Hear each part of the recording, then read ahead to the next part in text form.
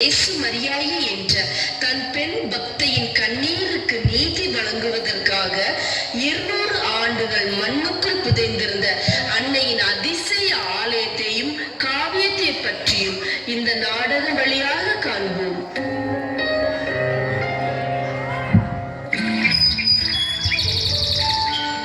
காட்சி 1. சொக்கன் குடியிருப்பு கிராமத்தில் சூசை என்ற ஒரு நேர்மையான ஏழை மனிதனுக்கு மாதா காட்சி கொடுத்தல்.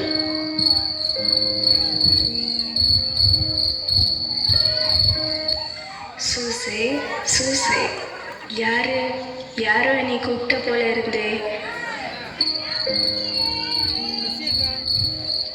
சூசை, மகனே, மறுபடியும் யாரோ என்னை கூப்பிட்ட போல இருந்தது. யாரா இருக்கும்? ஒருவேளை கனவா இருக்குமோ? சரி, போய் தூங்குவோம்.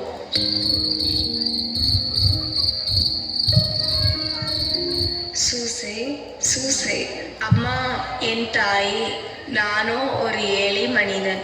என்னை தேடி நீங்கள் வந்திருக்கீங்களே.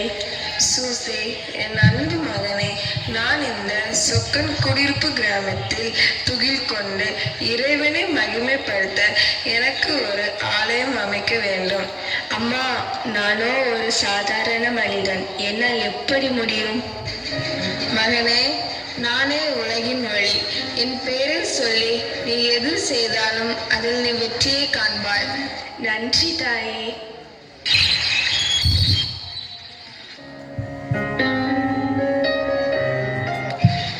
காட்சி 2.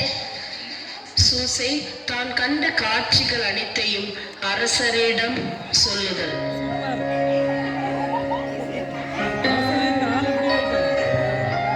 அரசே, உங்களை காண சொக்கன் குடியிருப்பு கிராமத்தில் இருந்து சூசை என்பவர் வந்திருக்கிறார். வரச்சொல்.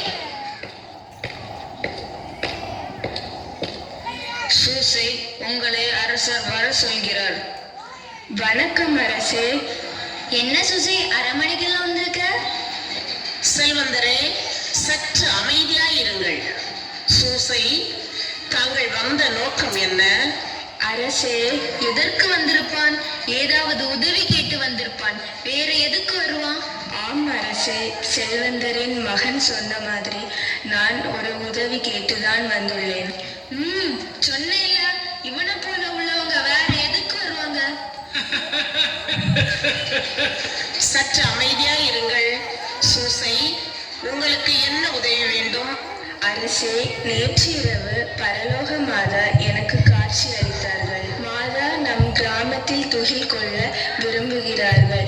எனவே நாம் உடனடியாக ஆலயம் ஒன்று கட்ட வேண்டும். என்னது? பரலோக மாதா உனக்கு காட்சி அளித்தார்களா? என்ன உளறுகிறாய்? நீயோ ஒரு ஏழை, உனக்கு அந்த பரலோக மாதா காட்சி அளித்தார்களா? இதை நாங்க எப்படி நம்புவது? இந்த ஊர்ல இவ்வளவு மக்கள் இருந்தும் இந்த பரலோக மாதா உனக்கு காட்சி அளித்தார்களா? செல்வந்தரே, அன்னை எல்லாருக்கும் பொதுவானவள். ஆதலால் தாங்கள் இப்படி பேசுவதை நிறுத்துங்கள். சூசை, ஆராய்ந்து பார்க்காமல் எதுவும் என்னால் பண்ண முடியாது. அதனால் தாங்கள் சென்று வரலாம். அரசரின் வார்த்தைகளை கேட்டதும் சூசை கவலையோடு செல்லுதல்.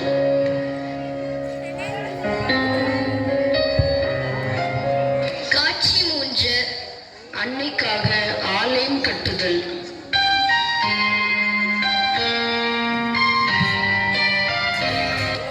அன்று இரவே அன்னை அரசர் துறவி பாண்டியனிடம் தனக்கு ஒரு ஆலயம் கட்டுமாறு காட்சி அளித்தார்.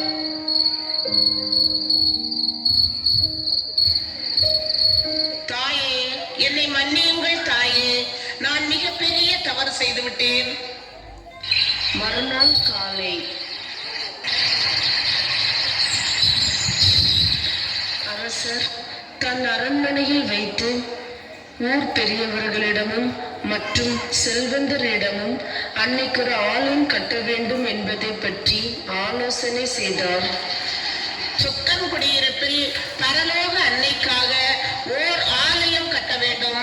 அன்னையின் ஆலய பணியை விரைவில் தொடங்கி ஆலயத்தை கட்டி முடிக்குமாறு கட்டளையிடுகிறேன். இதுவே என் கட்டளை.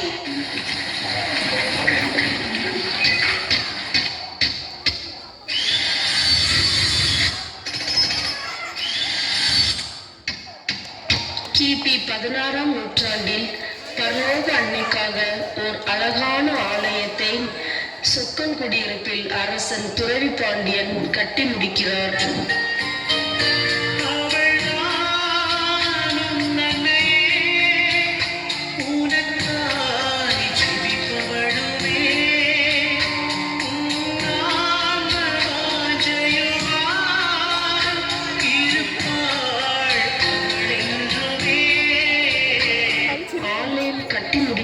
அன்று முதல் சொக்கன் குடியிருப்பு மக்கள் அனைவரும் பரலோக அன்னையை மிக பக்தியுடன் வழிபட்டு வந்தார்கள்.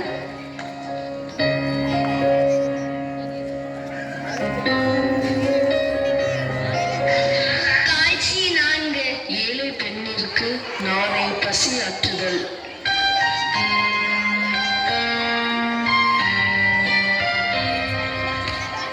அம்மா பசிக்குதுமா. இந்தாமா, இந்த தண்ணியை இப்ப குடி. அம்மா தண்ணி குடிச்சாலும் பசி போகல, எனக்கு உடனே சாப்பாடு வேணும். சரிம்மா, அழாத. நான் பக்கத்துல யார்கிட்டயாவது சாப்பாடு கிடைக்கும்னா பார்த்துட்டு வரேன்.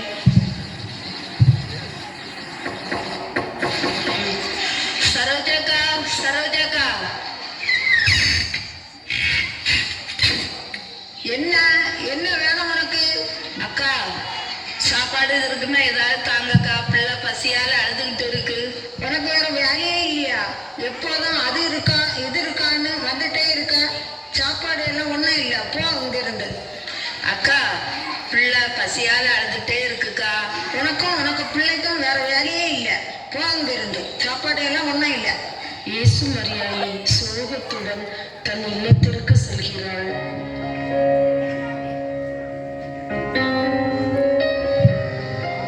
அஸ்வினி, இன்னைக்கு ஒரு நாள் மட்டும் பொறுத்துக்கம்மா. சாப்பாடு எங்கேயும் கிடைக்கல. நாளைக்கு நான் வேலைக்கு போய் அம்மா உனக்கு வயிறார சாப்பாடு போத்தாரேன். சரிம்மா.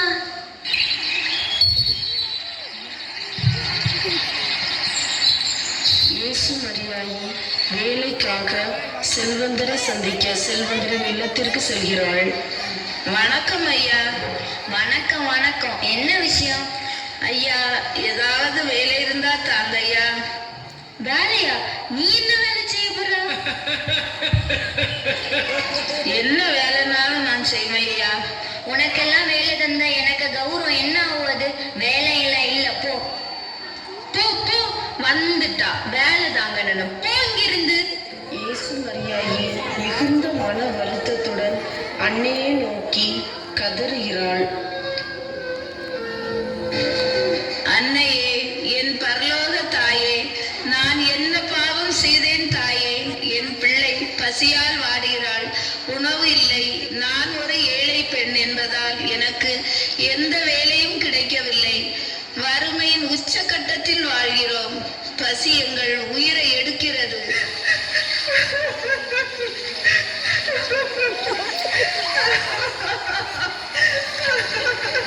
பரலோக மாதாவே, எங்களை காப்பாத்துங்கள் தாயே, என்னால் முடியவில்லை.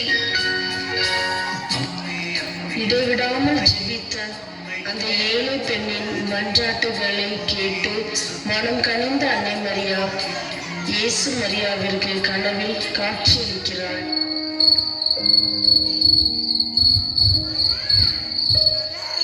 மகளே, அஞ்சாதே.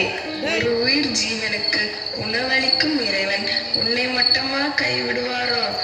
இறை வல்லமே, மகிமை நீ காலையில் காண்பாய். மறுநாள் காலை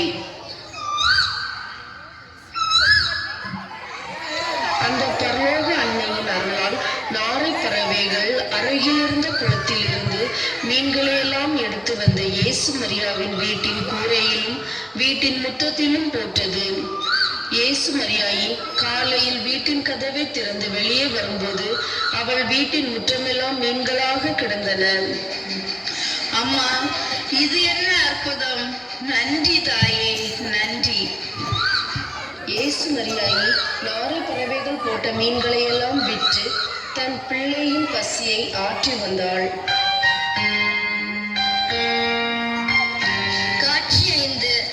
இயேசு மரியாய்க்கு எதிராய் செல்வந்தரின் குரல்.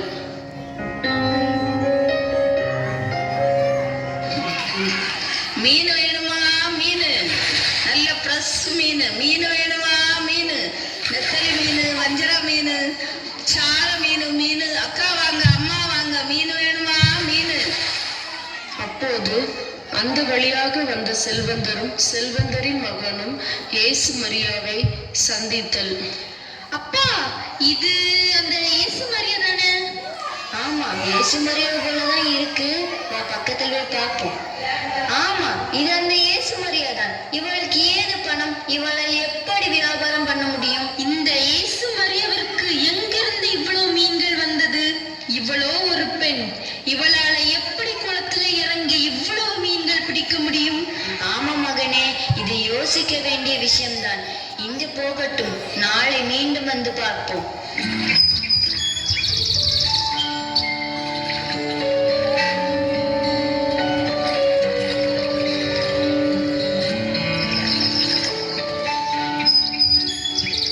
மீன் வேணுமா?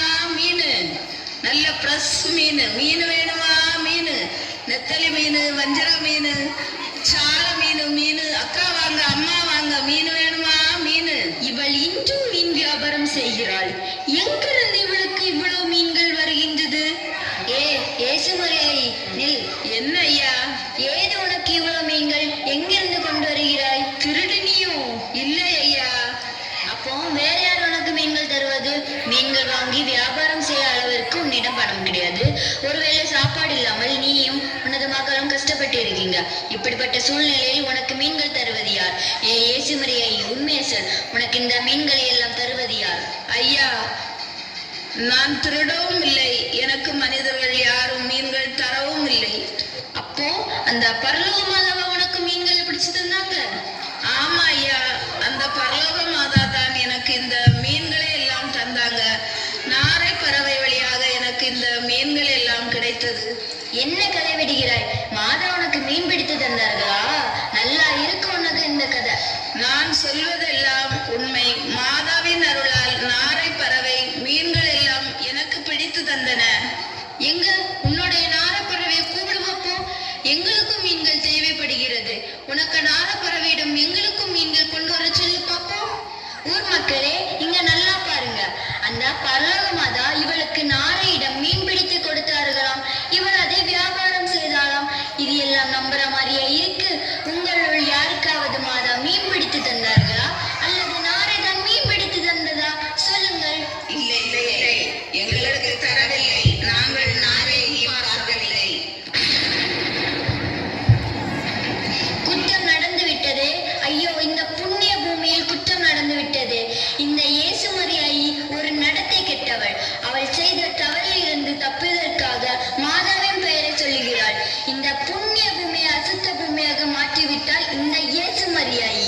ஐயோ இல்லை மாதாவே. மீண்டும் மாதாவின் பெயரை சொல்கிறாயா? வா அரசரிடம்.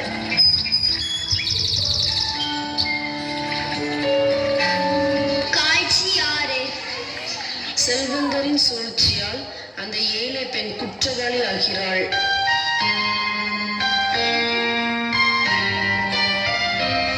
நில்லுங்கள், அரசரை காண வந்துள்ளேன். சற்று நில்லுங்கள், அரசரிடம் சென்று அனுமதி பெற்று வருகிறேன்.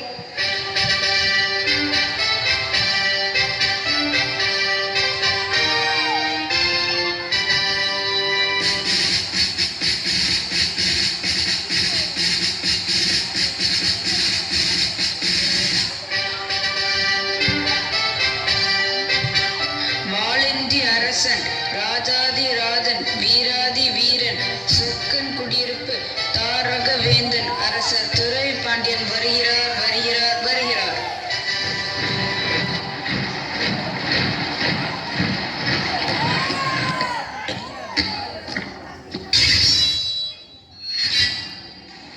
அரசே, உங்களை காண செல்வந்தரும் அவருடைய மகனும் மற்றும் ஒரு பெண்ணும் வந்துள்ளனர்.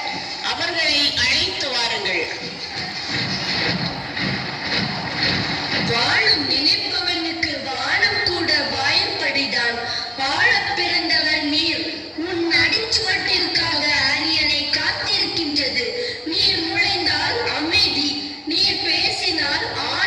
நீர் பார்த்தால் மரணம்.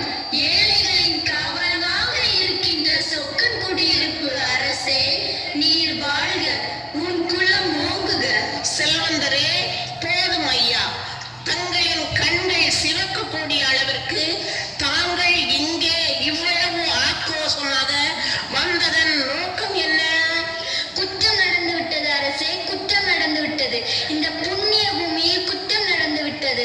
இதோ இங்கு நிற்கும் இந்த பெண் இந்த புண்ணிய பூமியை அசுத்த பூமியாக மாற்றிவிட்டார். இதையெல்லாம் பார்க்கும் பொழுது எனது இதயம் வெடிக்கின்றது.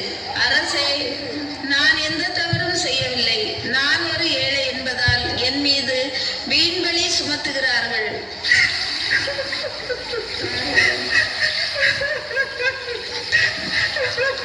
அழாதே அம்மா. செல்வந்தரே, இயேசு மரியாயிடம் நீங்கள் கண்ட குற்றம்தான் என்ன? அரசே, இந்த இயேசு மரியாயி ஒரு ஏழை பெண். இவளுக்கு ஒரு சிறிய மகள் மட்டுமே உள்ளன. ஆனால் இவள் மீன் வியாபாரம் செய்கிறாள். வியாபாரம் செய்வது நல்லதுதானே? அதிலும் ஒரு பெண் வியாபாரம் செய்வது மிக சிறந்தது. இதில் என்ன குற்றம் இருக்கிறதை நீங்கள் கண்டீர்கள்? அரசே, வியாபாரம் செய்வது தப்பில்லை. ஆனால் நேற்று வரை சாப்பாடு இல்லாமல் வேலை இல்லாமல் இருந்த இயேசு மரியாயி இன்று மீன் வியாபாரம் செய்து வருகிறாள். மீன்கள் எப்படி வந்தது என்று கேட்டால், நாரைப்பறவை மீன் பிடித்து அவள் வீட்டின் கூரை மேல் போட்டதாகவும் சொல்கிறாள் இந்த பெண். இயேசு மரியாயி, இவர்கள் கூறுவது உண்மையா? ஆமா அரசே, நான் பொய் சொல்லவில்லை. நாரைப்பறவை ஒரு மீன் அல்லது 2 மீன்கள் போடலாம். மீன் வியாபாரம் செய்யக்கூடிய அளவிற்கு மீன்களை போடும். ஆமா அரசே, பரலோக மாதாவின் அருளால் இவையெல்லாம் நடந்தது. அரசே, இவள் தவறான தொழில் செய்து மீன்களை எல்லாம் வாங்கி வியாபாரம் செய்துவிட்டு அன்னை பரலோக மாதாவின் மேல் பழி சொல்கிறாள். சற்று அமைதியாக இருங்கள் செல்வந்தரே. இயேசு மரியாயி, பறவை எப்படி மீனை போடும்? என்ன நடந்தது? உண்மையை சொல். இல்லை என்றால் மரண தண்டனைக்கு ஆளாக்கப்படுவாய். நான் பொய் சொல்லவில்லை அரசே, நான் பொய் சொல்லவில்லை. நீ சொல்வது அனைத்தும் கட்டுக்கதைகள் போல் இருக்கிறது. நீ சொல்வதற்கு ஆதாரம் இருக்கிறதா? அல்லது எதை வைத்து நான் நம்புவது? சொல். அந்த ஏழை பெண்ணிடம் தன்னை குற்றவாளி இல்லை என்று நிரூபிக்க எந்த ஆதாரமும் இல்லாததால் அவள் அமைதியாய் இருக்கிறாள். இயேசு மரியாயி, உன் மௌனம் நீ குற்றவாளி என்பதை சொல்கிறது. யார் எங்கே? சொக்கன் குடியிருப்பு வாசியரை அழைத்து வாருங்கள். அப்படியே ஆகட்டும் அரசே.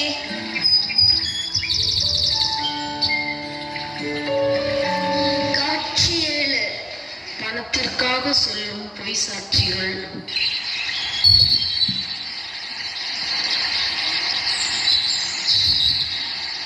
சரோஜா, சரோஜா, வாருங்கள் தம்பி.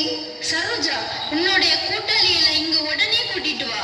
என்ன விஷயம்? முதல்ல அவங்க எல்லாரையும் இங்க கூட்டிட்டு வா, அப்புறம் சொல்றேன். சரி சரி, இங்கேயே இருங்க, நான் போய் கூட்டிட்டு வரேன். ஏய் ராக்காயி மூக்காயி, சீக்கிரம் இங்கே வாருங்கள். உங்களை எல்லாம் பார்ப்பதற்காக செல்வந்தரின் மகன் வந்துள்ளார். நம்மளை பார்க்கவா? என்ன ஆச்சு, என்ன விஷயம்? அதெல்லாம் தெரியல, வா போய் பார்ப்போம். வந்துட்டீங்களா? இந்தாங்க உங்க பரிசு. ஐ பணம், இதெல்லாம் எங்களுக்கா? ஆமா, இந்த பணம் எல்லாம் உங்களுக்கு தான். நீங்க நான் என்ன சொல்லி தாரேனோ அதை அப்படியே அரசிடம் சொல்லணும். என்ன என்ன சொல்ல வேண்டும்? நீங்க என்ன சொன்னாலும் அதெல்லாம் நாங்க கேட்போம். இயேசு மரியாயை நடத்தை கெட்டவள் என்று நீங்கள் அரசரிடம் சொல்ல வேண்டும். அப்படியே சொல்கிறோம்.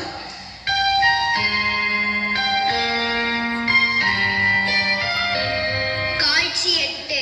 பொய் சாட்சிகளால் அந்த ஏழை பெண்ணிற்கு மரண தண்டனை நிறைவேற்றப்படுகிறது.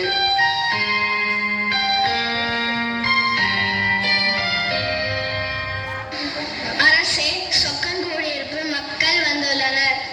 சொக்கன்குடியிருப்பு மக்களையும் இயேசு மரியாவையும் அழைத்து வாருங்கள். அப்படியே ஆகட்டும் அரசே. இதோ இங்கு நிற்கும் இந்த பெண் நடத்தை கெட்டவள் என்று செல்வந்தர் மற்றும் அவருடைய மகனும் குற்றம் கூறுகிறார்கள். இதை பற்றி நீங்கள் என்ன நினைக்கிறீர்கள்? அரசே வணக்கம். என் பெயர் சரோஜா. நான் இந்த இயேசு மரியாய் வீட்டின் அருகில்தான் வசித்து வருகிறேன். இவள் குடும்பத்தில் இவளும் அவளுடைய ஒரே மகளும் மட்டுமே இருக்கிறார்கள். இவள் சாப்பாட்டிற்கு கஷ்டப்பட்டுக்கிட்டு இருக்கா. திடீர்னு இவள் மீன் வியாபாரம் செய்கிறாள். இவள் மீன் வியாபாரம் செய்யும் அளவுக்கு இவளுக்கு எங்கிருந்து மீன்கள் வந்தது என்று தெரியவில்லை. ஓர் இரவில் அவள் வாழ்க்கை மாறியது. அரசே, நாங்கள் எங்களது 2 கண்களால் பார்த்தோம் இவள் செய்த தவறை. ஆம் அரசே, அவள் நடத்தை கெட்டவள். ஆமா அரசே, இவள் நடத்தை கெட்டவள். அரசே, இவர்கள் கூறுவது எதுவும் உண்மையில்லை. நான் எந்த தவறும் செய்யவில்லை. நேரத்து ஒரு நாடகத்தை இந்த புண்ணிய பூமியை அசத்த பூமியாக மாற்றிவிட்டாய். நீ இந்த சொக்கன்குடியிருப்பு கிராமத்தில் இருப்பது இந்த கிராமத்திற்கே அவமானம்.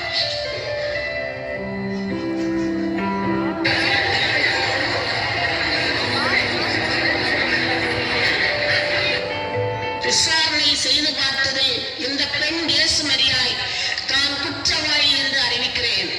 மற்றும் குற்றம் செய்த இந்த பெண்ணிற்கு 1000 சவுக்கடி மற்றும் மரண தண்டனை கொடுக்க உத்தரவிடுகிறேன். தளபதியாரே, இந்த பெண்ணை இழுத்துச் சென்று கிராமத்தின் நடுவில் இருக்கும் கல்தூணில் வைத்து மரண தண்டனையை நிறைவேற்றுங்கள். மற்றும் அரண்மனையிலிருந்து இந்த பெண்ணிற்கு சவுக்கடி கொடுத்து இழுத்து செல்லுங்கள். இது என் ஆணை. அப்படியே ஆகட்டும் அரசே.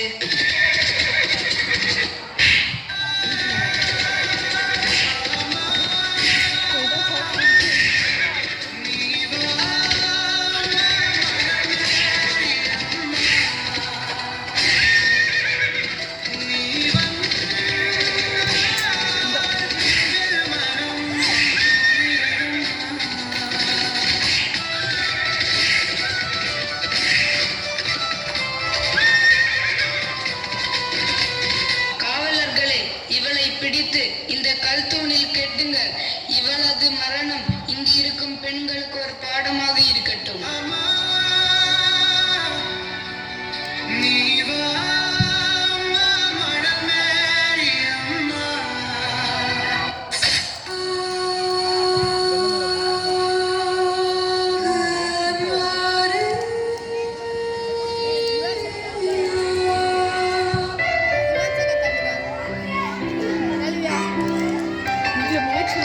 காட்சி 9.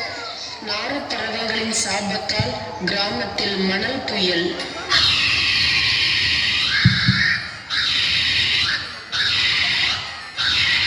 ஏழை பெண்ணின் ரத்தம் சிந்தும் இடம் சிவப்பு நிறமாக மாறட்டும்.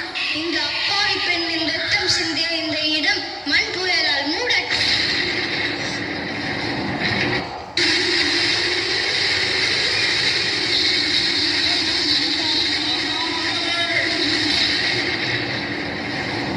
அந்த ஏழை பெண்ணிற்காக நாரப்பறவைகள் கண்ணீர் விட்டு அந்த சொக்கன் குடியிருப்பு கிராமமே மணலால் மூடுகிறது.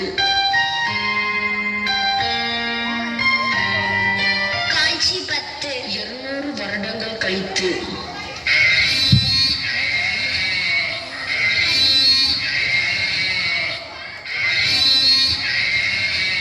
அப்பா, என்ன வேலு. அண்ணா, ஒரு மரம் இருக்கு. அந்த மரத்துக்கு அடியில போய் கொஞ்ச நேரம் உட்காருவோம். அப்பா, எல்லாம் ஒரு குளிர்ச்சி. தூங்கலாம் போல இருக்கு. ஆடெல்லாம் இங்க மேய்ச்சிட்டு தான் இருக்கு. நம்ம கொஞ்ச நேரம் இங்க படுத்து தூங்குவோம்.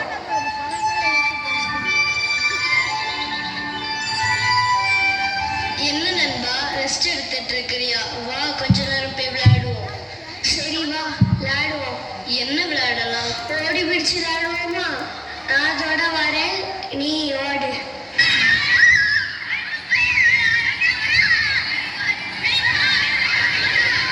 ஆ, அம்மா. ஐயோ நண்பா, என்னாச்சு உனக்கு? என்ன இருக்கு பாரு இந்த மரக்கட்டை. இது என்ன கீழே தள்ளி விட்டுட்டு. வா, நம்ம அதை தோண்டி தூர போட்டுருவோம். நம்மள மாதிரியே வேற யாருமோ விழுந்துருவாங்க.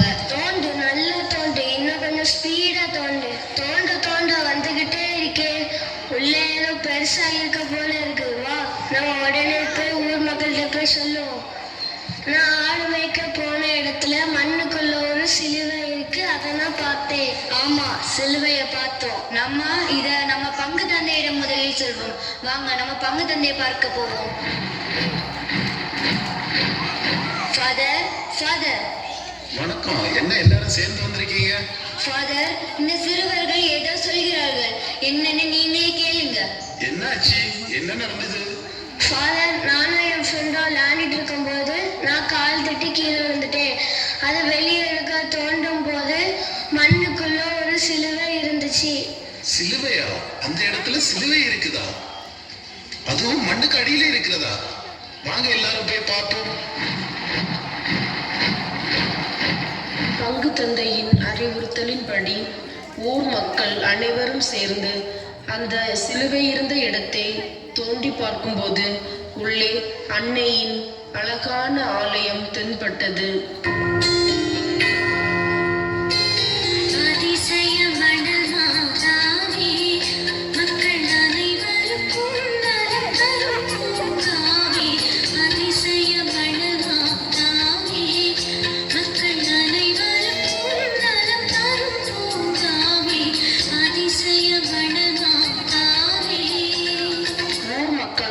சிலுவை இருந்த இடத்தை தோன்றி கண்டெடுக்கப்பட்ட அந்த ஆலயத்தை பார்க்கும்போது அது 200 ஆண்டுகளுக்கு முன்னால் கட்டப்பட்ட ஆலயத்தை போல் தோற்றமளித்தது.